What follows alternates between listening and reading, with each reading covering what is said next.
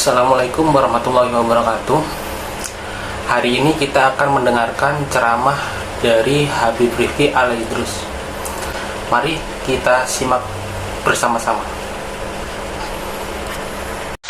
Ayyuhal hadirun jama'ah rahimakumullah. Tidak ada kata yang lebih pantas melainkan ucapan syukur kepada Allah. Dengan sekian banyak nikmat yang Allah berikan kepada kita, alhamdulillah, kita di malam ini sama-sama syukur kepada Allah atas karunia rahmat dengan keberkahan yang melimpah. Allah masih izinkan kita duduk bersama-sama. Yang pertama, harapan kita mencari ridha Allah. Yang kedua, kita mengharapkan mendapatkan ilmu yang bermanfaat sehingga kita dapat memudahkan kita untuk menjalankan ibadah tersebut. Dan insya Allah kita mendapatkan syafaat Nabiuna Muhammad sallallahu alaihi wasallam. Ayyuhal hadirun jamaah rahimakumullah. Ramadan telah meninggalkan kita. Betapa sedih setiap manusia yang dititipkan iman, yang diberikan satu bulan kita untuk dengan penuh kasih sayang Allah, dan diberikan kepada kita sebagai makhluk atau hamba yang banyak lalai di hadapan Allah. Dengan sebulan Ramadan yang Allah berikan kepada kita, dijadikan satu kelas atau madrasah untuk mendidik kita, menempa hati kita, menjaga kebiasaan kita dari yang buruk. Allah jadikan sesuatu yang baik. Allah subhanahu wa ta'ala di dalam Al-Quran menjelaskan, ya ayyuhalladzina amanu kutiba alaikumus kama kutiba alal ladzina min qablikum la'allakum tattaqun. Allah menyatakan bahwa wahai orang yang beriman, berpuasalah kalian. Yang dipanggil orang yang beriman. Karena manusia ini Allah memberikan setiap kemanfaatan di dalam hidup. Malaikat Allah ciptakan. Malaikat ini makhluk Allah atau bukan? Makhluk Allah. Binatang makhluk Allah. Malaikat diberikan akal tapi tidak diberi. Makhluk Allah diberikan hawa nafsu, tidak diberikan akal. Makanya kalau ngelihat kuda telanjang, dia nggak malu. Orang nggak punya akal. Jadi kalau ada laki-laki keluar dari rumah pakai kain sarung, bajunya nggak ada, berarti ya 11-12 sama kuda. Allah menciptakan manusia, ada hawa nafsu, ada akal. Ini istimewanya hamba Allah yang berupa dikatakan manusia. Apa fungsinya akal? Akal ini diciptakan oleh Allah untuk manusia, menjaga hawa nafsu agar hawa nafsunya tidak menjadi liar. Kita kan kalau makan cari nafsu, nggak punya akal, betul nggak? Jadi ada yang nambah 2 piring, ada yang nambah 3 piring, ada yang sehari 7 piring. Ada nggak di sini yang begitu? Ada. Nafsu. Nggak bisa ngelihat kangkung, makan pakai nasi. Ngelihat somai, bisa jadi makan sama nasi. Ngelihat bakso, makan juga pakai nasi.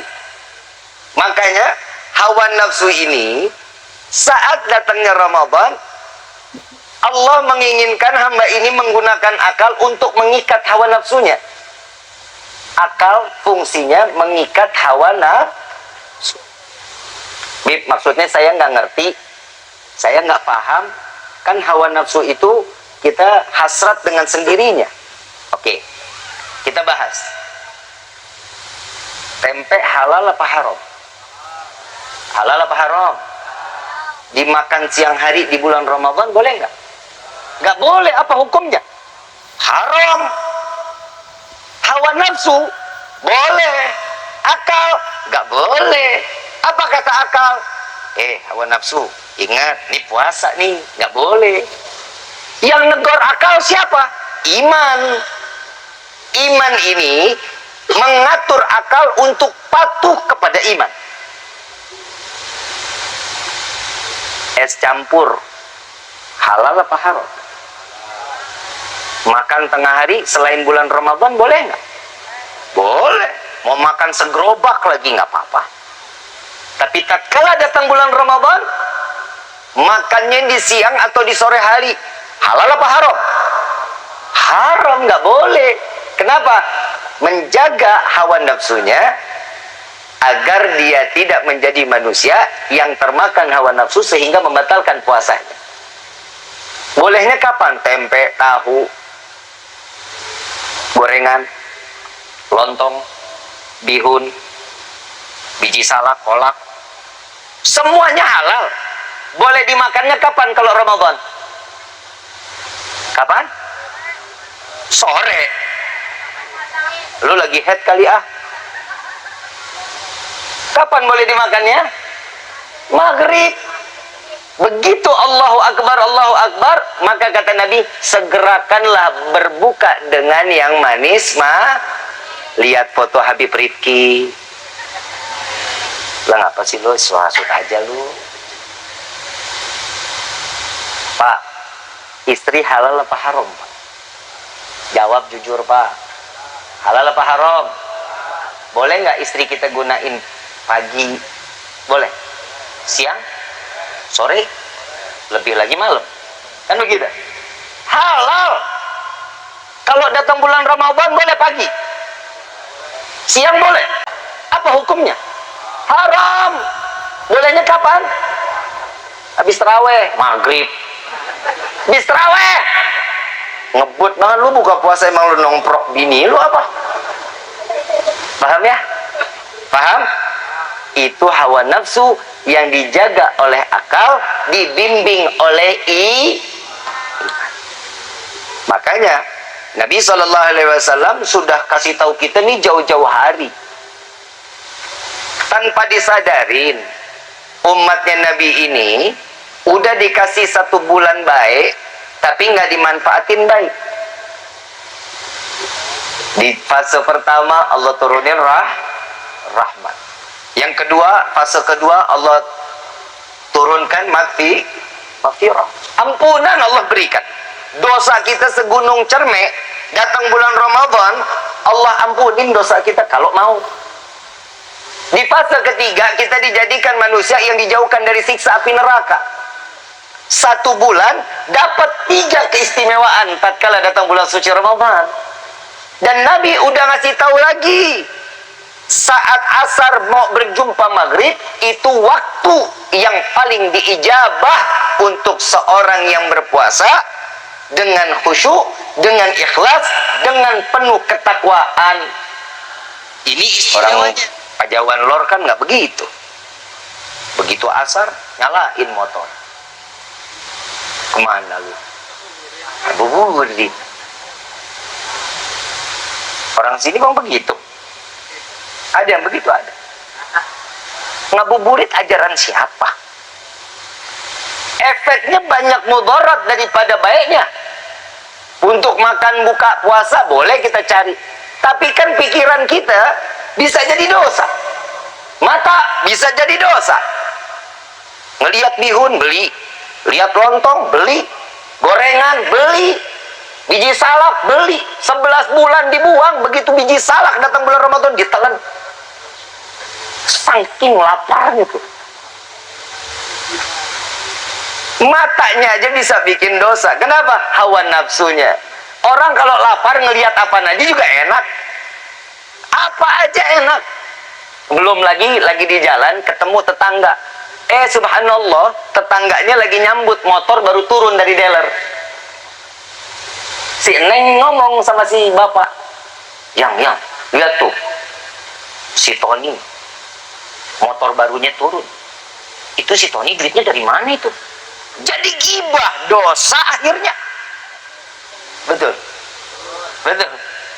Belum lagi ada perempuan lagi nyapu depan rumahnya, pakai gelang banyak banget sampai sikut.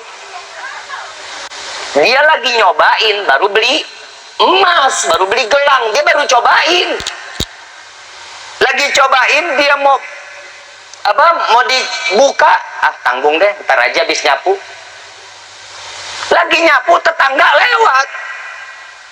Begitu lewat, subhanallah, si tuan rumah yang pakai gelang emas banyak ini orangnya supel. Ngelihat tetangga lewat, negor, assalamualaikum bu, mau kemana bu, mampir. Biasanya begitu. Subhanallah, itu hari begitu ini orang lewat tetangganya, dia negor. Sambil negor lagi sambil nyapu, subhanallah, emasnya yang di depan. Tuh tetangga pasti ngomongnya lain tuh. Pamer tuh, pamer. Jadi dosa nggak? Jadi dosa lah. Makanya Nabi SAW mengantisipasi, mewaspadai untuk setiap hamba agar jauh dari apa yang dikatakan akan membatalkan puasa. Kalau batal puasa, wajar, batal, udah. Tahu dia nggak dapat pahala. Tapi ini orang masih puasa sampai maghrib, tapi nggak tahu. Di dalamnya cuman hanya menahan lapar dan haus, dan tidak mendapatkan pahala dari puasanya. Na'udzubillahi min. Ini yang bahaya. Ini saya lagi ngomong evaluasi bulan Ramadan kemarin. Dan hamba Allah ini, kalau datang bulan puasa, minggu pertama senang bukan main. Puasanya hamba Allah nih, model kayak kita nih, bisa jadi model puasa kayak modelan beduk. Tahu beduk? Tahu beduk? Depan rapat, tengah bolong, belakang bolong. Ada juga yang depan bolong, tengah bolong, belakang rapat. Minggu terakhir bulan Ramadan, puasanya kenceng. 1 minggu full puasa. Harapan THR-nya full. Tapi yang modelnya kayak kita, banyak keistimewaan di bulan Ramadan, tapi mudah-mudahan saya husnudzon. Orang sini mah puasanya bener. Dibohong. Insya Allah puasa kita kemarin, ibadah kita diterima sama Allah. Amin ya Rabbal. Di sini musola dekat nggak? Dekat apa jauh? Lebih dekat masjid apa musola? Musola. Kalau bulan Ramadan penuh nggak? Tarawih hari pertama penuh. Berapa hari biasanya penuhnya? Hah? Sebulan. Bohong banget lu. Kapan? Setengah bulan. Nggak percaya gua. Insya Allah palingan seminggu 5 hari palingan. Kadang musola pada ngeluarin proposal mau datang Ramadan. Proposal buat apa? Pelebaran musola, pelebaran masjid. Buat apa? Kalau udah tarawih bib, nggak nampung jamaahnya penuh. Kadang sendal pada ketukar. Kadang begitu bubar musola, bubar masjid, salah gandeng, bini orang digandeng. Saking penuhnya. Saya bilang, nggak usah dilebarin. Menurut saya ya, nggak usah dilebarin. Kan juga lebar sendiri. Minggu pertama penuh wajar, apalagi mak-mak no. Pakai mukena, pelintir-pelintir mukena. Haredang. Bapak lepas peci, kipas-kipas. Panas pik. Minggu kedua, mulai itu ada kemajuan. Shotnya maju. Yang di dalam masih panas, masih gerah. Datang minggu ketiga, ini mulai nih tambah kemajuan. Yang di dalam musola, dalam masjid udah pada mulai pakai jaket. Dingin. Masuk minggu keempat, makin tambah maju. Isinya cuma panitia zakat. Orang Pajawan Lor, ada yang nggak kerja yang di luar kota? Banyak. Mereka pulangnya awal Ramadan apa akhir Ramadan? Akhir Ramadan. Coba deh mikir deh Pak. Ibu mikir deh. Awal Ramadan yang dari luar kota belum pulang, belum. Tapi musola penuh. Betul nggak? Rame, betul. Kok di akhir Ramadan malah orangnya? Padahal yang dari luar kota pulang. Logikanya, kalau kita menurut akal, yang harusnya rame awal apa akhir? Tapi kenyataannya Di balik awal yang ramai, akhir sepi. Yang ramai mana? Fajar, Ciawi, Surya, Jogja, apa?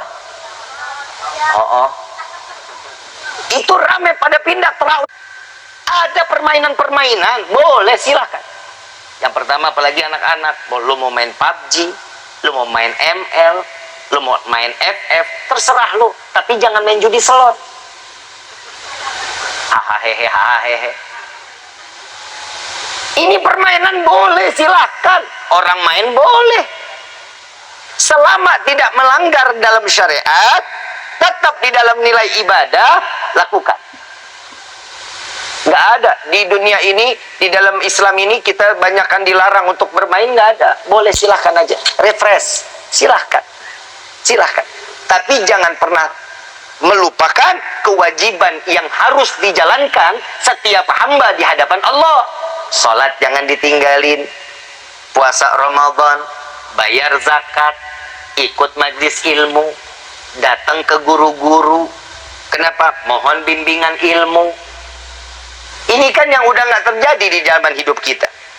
Walau yang ada guru aja masih melenceng, gimana nggak ada? Ramadan telah pergi. Sampai Nabi di dalam hadis mengatakan, waspadalah. Sangat waspada Nabi mengatakan. Di akhir Ramadan ini, banyak orang-orang yang lalai kepada Allah. Dan sedangkan Nabi mengikat pinggangnya di akhir Ramadan untuk makin kencang ibadah kepada Allah. Ini istimewanya Nabi SAW. Memberikan contoh. Agar apa? Agar Nabi dikumpulkan di dalam surga bersama umat. Doanya Nabi buat umat, ya Allah berkahkan rezeki umatku tatkala datang bulan suci Ramadan. Ini doanya Nabi. Semua orang yang dagang di bulan Ramadan rezekinya melimpah ruah. Pasti diberikan lebih rezeki di bulan Ramadan. Kenapa? Karena di dalamnya ada doa Nabi Muhammad SAW. Mudah-mudahan nih doanya Nabi, keberkahannya terus sampai kita ketemu lagi bulan Ramadan. Amin ya Rabbal. Tapi ibadahnya ditambahin dong. Pelajaran kan banyak di bulan Ramadan. Kita disuruh bangun tengah malam, ngapain? Sahur. Sahurnya sekarang udah nggak ada. Iya, bangun tengah malam ngapain? Sholat malam. Dia mulai hidupin malamnya. Ini makan kita kagak. Bangun habis sahur mah, iya udah habis Ramadan tetap bangun malam, tetap pipis doang. Habis pipis ambil wudhu, boro-boro enggak. Yang dijalanin kehidupan, ya udah begitu-gitu aja. Ramadan pergi pun ya udah hidup begitu aja. Sampai Nabi mengatakan, celakalah. Sahabat tanya, celaka untuk siapa ya Rasulullah? Celaka apabila umatku mereka masuk di dalam bulan suci Ramadan, menjalankan Ramadan, menghidupkan Ramadan, namun setelah Ramadan pergi, namun dosanya belum diampunin sama Allah. Ini yang paling rugi. Kalau sekarang mah udahlah, Ramadan udah pergi, kita evaluasi, sadar diri. Yang kemarin ngarep Lailatul Qadar, sampai ada yang nanya, Bib, malam Lailatul Qadar kapan? Lah, lu nanya gua. Nabi ditanya aja Nabi nggak jawab. Kecuali dikatakan malam ganjil di bulan suci Ramadan. Lenanya gua gimana jawabnya? Kadang manusia ini banyak keinginan tapi nggak mau usaha. Ini manusia nih, doa kayak orang bener. Ya Allah, banyakkan rezeki kami. Lu mau banyak duit? Mau doanya dikabulin? Mau. Allahumma, nih malam doa kita dikabulin nih urusan rezeki. Ya Allah, berikan kami rezeki yang banyak. Amin gitu. Pulang sampai rumah, buka pintu kamar, ketiban duit. Senang gak lu? Kena jantung pae. Kaget. Gak manfaat juga rezekinya. Maunya yang bagaimana? Ya Allah, berikan kami rezeki yang berkah, yang banyak, yang halal, yang tidak akan pernah menjadi fitnah sampai yaumil qiyamah. Ini doa yang diajari Nabi. Terus minta doa, ya Allah panjangkan umur kami.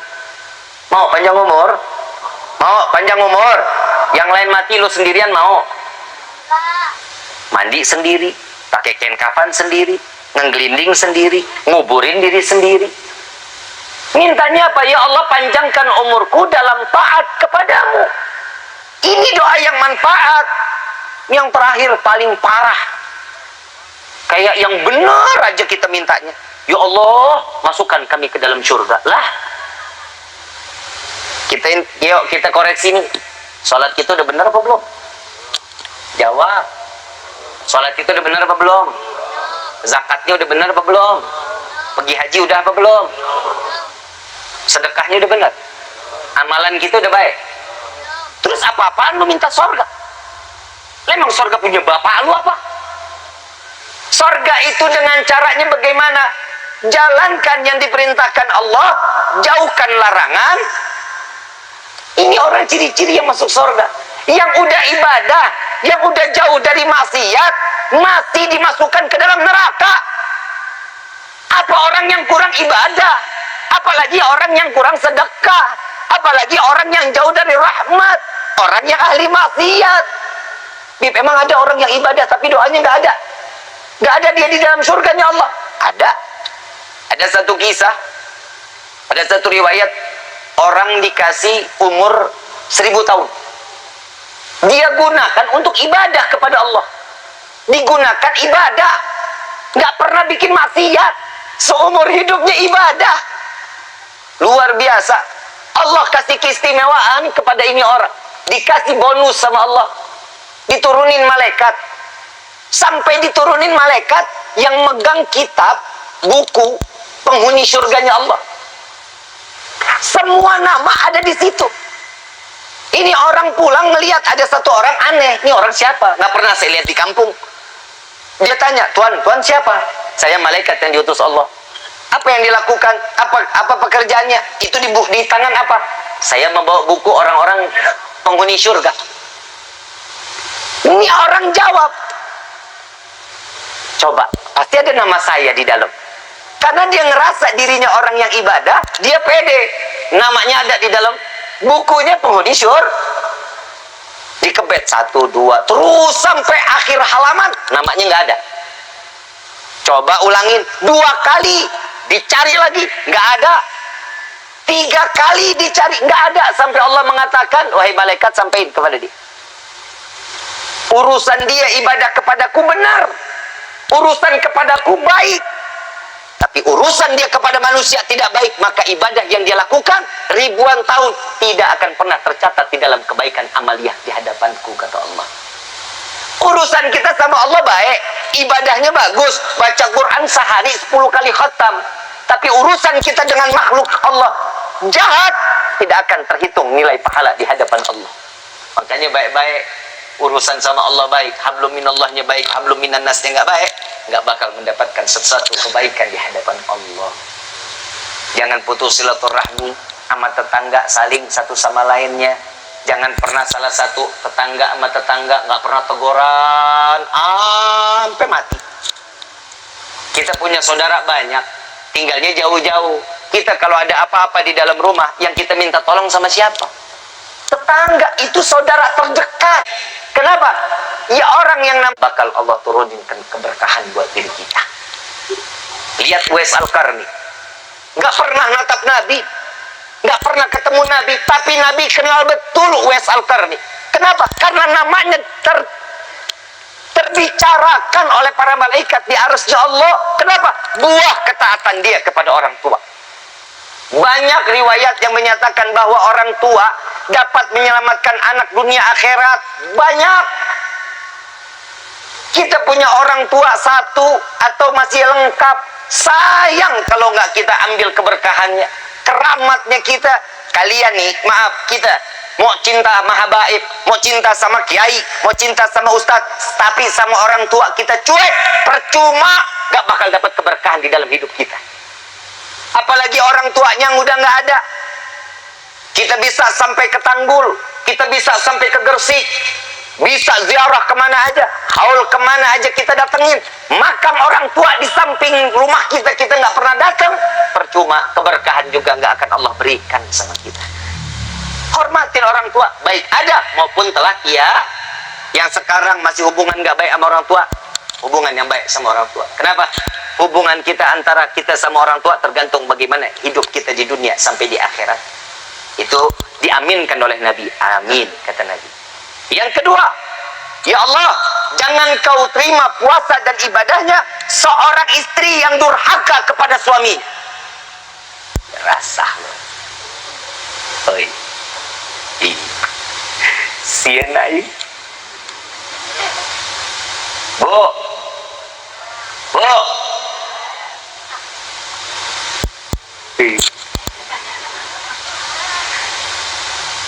Jangan diterima puasa dan ibadahnya seorang istri yang durhaka kepada suami. Bib, kalau suami yang durhaka bagaimana? Maaf, hadisnya nggak sampai situ. Cuman sampai istri yang durhaka. Menang banyak kita, Pak. Tapi urusan suami di akhirat luar biasa. Pertanggungjawaban seorang istri dan anak, suami akan ditanya bertubi-tubi di hadapan Allah. Allah langsung yang menanyakan kepada kita. Ya rasa loh. Dua-duanya kena nih hari mah. Bu, ibu ibadah enak, sholat tahajud, sholat taubat, minta ampun dosa kita kepada Allah. Tapi sama suaminya galak, jahat, ngerongrong. Bukan orang sini, bukan. Sono yang begitu. Saya tanya, bang, istrinya orang mana? Jawaan lor. Jangan pernah durhaka kepada suami. Kenapa? Bahasa tinggi aja kita terhadap suami nggak boleh. Nada tinggi, teriak, nggak boleh. Hormatin. Yang boleh nada tinggi siapa? Laki. Laki wajib tanda tinggi. Coba lihat imam di dalam sholat, nadanya tinggi nggak? Kenceng nggak suaranya? Kenceng. Makmum cici nggak cici? Betul. Tapi suami teriaknya juga bukan berarti teriak ngomel-ngomel mulu, kebun binatang keluar sama istri, bukan begitu. Istri itu kan perasaannya banyak, Pak. Allah kasih 9 perasaan buat perempuan. Akalnya cuma 1. Kalau kita kan ngakal 9, perasaannya cuma 1. Bener juga kalau perempuan mau pakai perasaan, apa-apa perasaan. Bapak lagi mau pakai baju, baju udah dipindahin ke atas kasur, udah siap dipakai. Begitu bapak keluar dari kamar mandi, ngeliat baju udah nggak ada. Tanya tuh sama istri, Bu, baju saya di sini mana? Perasaan tadi di sini. Pasti ngomongnya perasaan. Apa aja ngomong pakai perasaan. Kemarin udah dikasih uang 10 juta. Kok cepet banget habisnya? Iya Pak, perasaan saya nggak gunain buat macam-macam. Perasaan lagi aja. Tapi kalau perempuan pakai perasaan wajar. Perempuan itu gampang ngeluarin air mata, betul nggak? Betul nggak? Apalagi kalau keinjak kakinya. Kalau laki, air mata jarang keluar. Kenapa? Karena banyak akalnya. Sampai ada satu ulama diibaratkan perasaan perempuan itu ibarat cermin. Dengar nih perempuan. Oi. Bu. Sare. Bu. Kata ini ulama, Pak. Bapak juga harus dengar nih. Ibaratnya perasaan perempuan itu diibaratkan sebagaimana cermin. Bapak pernah beli cermin nggak? Tahu cermin kan? Ngaca. Kaca waktu kita beli bagus nggak? Kita ngelihat diri kita bagus nggak? Lengkap nggak? Lengkap kelihatannya. Kalau kacanya jatuh, hancur nggak? Bisa nggak kembali sempurna? Mau dilem sekalipun, disusun lagi, tetap nggak ada bekasnya. Begitupun perasaan perempuan, Pak. Perempuan paling gampang memaafkan. Kalau kita punya salah laki-laki, perempuan paling memaafkan. Paling bakal bisa buat memaafkan. Tapi nggak bakal pernah hilang lukanya, Pak. Itu perasaan perempuan. Betul nggak? Betul nggak? Gue lagi belain lo nih.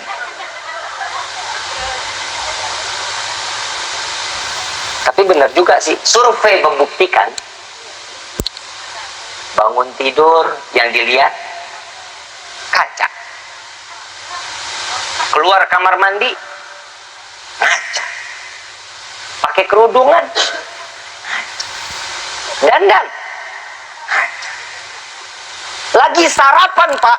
Ini yang namanya meja ada kaca, kacanya bukan cermin, masih ngaca walaupun burem. Betul nggak? Keluar rumah ngelihat jendela, ngaca. Naik motor lagi mau pakai helm, spionnya dibengkokin Pak. Di lampu merah ngelihat mobil sebelah kanan. Makanya Pak, kita laki-laki kalau ngelihat perempuan lagi bawa motor apa bagi bawa mobil, usahain jangan di belakangnya Pak. Bahaya. Apalagi yang naik motor, sen kanan dibelok kiri, sen kiri dibelok kanan, dua-duanya nyala, nggak taunya dilempang. Itu perempuan tuh Pak. Begitu saya tengok spionnya ke mukanya Pak. Betul nggak? Saya ambil kesimpulan, ternyata perempuan itu Pak, kenapa sih spionnya nggak pernah mau ke belakang? Karena perempuan itu nggak mau lihat masa lalu, yang dia cari adalah masa depannya Pak. Betul kan? Itulah perempuan. Jadi kita yang perempuan juga kalau nyari jangan terlalu banyak milih. Kalau udah ketemu jodoh baiknya, ambil. Kan gitu. Jangan pilih maunya yang kaya, yang ganteng, yang soleh, yang dermawan. Udah mati, udah meninggal laki begitu, udah nggak ada. Illa cuma Nabi Muhammad SAW yang ganteng, yang baik, yang dermawan, yang sayang, yang santun. Di dunia sekarang nggak ada. Kalau lo milih Habib Rifki jangan kecewa, karena aing udah yang punya. Coba kita lihat, kalau nyari sesuatunya jangan terlalu yang muluk. Harapan apa? Yang Allah ridho, Nabi ridho, orang tua ridho, aman jodoh kita. Insya. Doa yang terakhir, ini Nabi mengaminkan. Ya Allah, jangan kau terima puasa dan ibadah seorang istri yang durhaka kepada suami. Nabi aminkan. Doa yang ketiga, ya Allah, jangan kau terima puasa dan ibadah orang yang memutuskan silaturahmi. Seorang mukmin yang memutuskan tali silaturahmi, ibadahnya nggak akan diterima sama Allah. Yang sampai gini hari, yang mutus tali silaturahmi, yang belum ketemu orang tua, cepat datengin orang tua. Yang belum pernah ketemu saudara, kakak, adik, bib, jauh, telepon bisa. Alhamdulillah kalau handphonenya bagus bisa video call. Gak ada orang yang jauh gak bisa. Pasti bisa. Kenapa? Jika seseorang mau menjalankan apa yang diajarkan oleh Rasulullah Sallallahu Alaihi Wasallam. Amin ya Rabbal Alamin. Ayuhal hadirun jamaah rahimakumullah. Jujur saya pengen berlama-lama di tempat ini. Jujur saya juga lagi masih kurang sehat. Kaki saya masih sakit, punggung saya masih sakit. Tadinya saya bilang harapan ada Habib Muhammad Al-Kaf atau ada Muhammad Habib Bagir. Saya bilang, Bib, tolong mau digantiin saya dulu ke sini. Ternyata beliau-beliau belum pada pulang, masih ada di luar kota. Saya minta sama Atoni, bukan berarti saya nggak mau lama, tapi keadaan saya memang seperti ini. Minta doa, minta ridho. Mudah-mudahan Allah angkat penyakit saya, diberikan kesehatan seperti sedia kala. Amin ya Rabbal Alamin. Ayuhal hadirun jamaah rahimakumullah. Mudah-mudahan evaluasi Ramadan ini akan mengetuk hati kita, menambahkan keimanan kita di hadapan Allah, sehingga kita menjadi hamba yang betul dikatakan di dalam firman Allah, kembali dalam keadaan fitrah, dan kita dibadikan sebagai hamba yang bertakwa kepada Allah. Bukan berarti baju baru. Yang dicari bukan semuanya serba baru, melainkan keimanan kita di hadapan Allah yang baru dengan sebaik-baiknya iman dan takwa kita di hadapan Allah. Amin ya Rabbal Alamin. Terima kasih sudah menonton.